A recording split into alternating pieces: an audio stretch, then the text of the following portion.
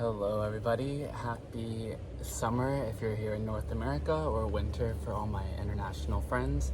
I really wanted to show you this plant that I've been enjoying all season because I got it here in March. So I've had it, since the beginning of spring, and it's now pretty much summer. So it's been absolutely wonderful. It's called the Ficus umbellata. As you can guess by the name, it is a cousin of the Ficus elastica, the rubber tree, or the Ficus lyrata, the fiddle leaf fig. So of course I was already obsessed with it the moment I got it, having such experience with its relatives, I guess, let's say.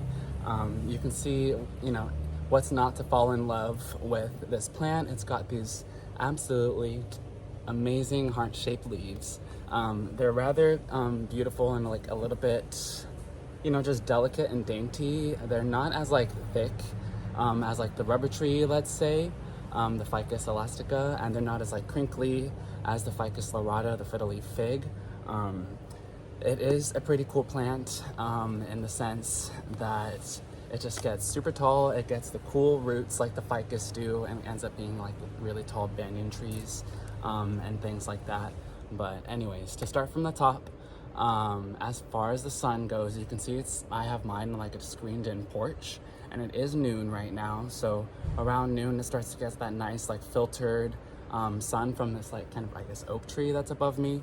And then once it starts getting past noon, the sun goes that way, and it actually starts getting some quite direct sun until the late evening. So direct, but still filtered a little bit through the screen porch. So do keep in mind that the screening of the porch does give 10-20%, let's say, sun shading, I suppose. So that's been pretty nice. I will say the actual biggest thing with this plant has actually been to keep the wind down around it. Having such big and flimsy leaves, it's been nice having it in this screened porch, because its previous location that I had, it was so open and windy. I was so scared for the leaves. So I thought it would be a much better idea to have it in an enclosure like this. So it's a wonderful lanai patio plant, even indoor plant, if you can give it the nice lighting and let the soil dry out. This is a rather drought tolerant plant and sun tolerant plant, so give it some good lighting, and some nice warm temperatures, the humidity and everything like that, but do let the soil dry out. I've lost more leaves more quickly to overwatering than I have to underwatering. So I personally try to err on underwatering with this plant, because it's much easier to see if anything starts to maybe brown up a little bit on the edge, and then it's immediately time to start watering, or you'll see the leaves start just being a little bit daintier, and so you want to go ahead and water it so it'll plump up a little bit. So as far as the soil, I just have it in a pretty common mix, nothing too special or anything, nothing particularly moisture retaining or anything. In fact, I have it in a smaller pot, as it does kind of not mind being root bound and everything. So I have the privilege of having it still in this small pot, where I'm able to kind of be able to gauge how much water's in it, and see if it needs some watering, if it's too light. Obviously, if it's too heavy, it has some water from its previous watering, and that should be fine, so I just let it be. Something that is pretty cool is that this plant gets rather chunky roots. So if I'm able to kind of tilt it, you can kind of see if the sun hits right nicely. It's got some nice chunky roots there, and you can see some of the roots that it kind of starts to grow along the trunk. That really kind of starts to grow and have a nice banyan effect. As the tree gets taller and the main trunk gets taller, the roots kind of grow into it and kind of get entwined with it, and it just gets so thick and so thick.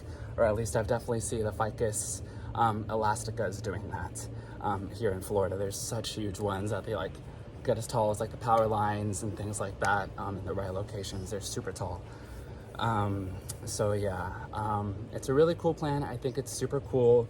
I've been obsessed with it all year. I really encourage it for those who have some familiarity with the Ficus genus in general, and are just looking for something that looks a little bit more unique, that's a little bit more uncommon. Hopefully it gets to become a little bit more common these days. I did get mine from a local nursery here in South Florida for only 15 American dollars. So hopefully y'all are able to go ahead and kind of get a good pricing on it. Of course, I know I'm in quite the ideal location for them to grow. I do want to say, I do want to like really emphasize that wind mitigation and just a little bit of I guess transporting advice. This is definitely a delicate plant. You don't want to be like rolling up the leaves or bending the leaves or anything. Case in point right here, I tried to transport this plant to go film at another location, which is kind of dumb. I don't know why I was doing that. But it got bent a little bit on my dashboard. And so this is kind of the aftermath. It's really like, I keep it as a reminder to just go ahead and let this plant be, you know, just find a nice spot for it, let it grow. It's been growing nice and tall and straight and everything. When I first got it, if you could believe it or not, it really had only one of these nice, huge, big leaves. Like let's say it was only like about this tall, and it's put on all this growth since March. So it's definitely a fast grower like its other relatives as well. I think, you know, or in my experience, a lot of the ficus trees, once you get into the ideal conditions, actually do grow pretty fast, despite some people having a lot of, let's say, ups and downs with the ficus genus in general. So thank y'all for watching. I really hope to bring y'all so many more videos throughout the summer and the rest of the year. I have so much to show y'all. So thanks for watching again. I will see y'all next time. Bye.